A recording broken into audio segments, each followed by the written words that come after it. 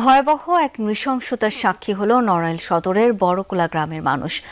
আধিপত্য বিস্তার নিয়ে সাবেক 2 ইউপি চেয়ারম্যানের অনুসারীদের পাল্টাপাল্টি হামলায় প্রাণ গেছে বাবা ছেলে সহ 4 জনের। যদিও প্রথমে খবর ছড়ায় মারা গেছেন 5 জন, পরে নিশ্চিত হওয়া যায় সবশেষ যার মৃত্যুর খবর জানানো হয় তিনি খুলনা মেডিকেলে চিকিৎসাধীন রয়েছেন। বর্তমানে এলাকার পরিস্থিতি থমথমে, মোতায়েন রয়েছে অতিরিক্ত পুলিশ। আধিপত্য বিস্তারের লড়াইয়ে রক্তাক্ত নড়াইল সদরের বরকুলা গ্রাম। দিনের আলো ফোটার আগেই তৈরি হয় বিভীষিকাময় পরিস্থিতি। পুলিশ ও স্থানীয়রা জানায় এলাকায় আধিপত্য নিয়ে সিংগাসলপুর ইউনিয়নের সাবেক 2 চেয়ারম্যান খায়রুজ্জামান মোল্লা ও উজ্জ্বল শেখের মধ্যে দীর্ঘদিন ধরে বিরোধ চলছে।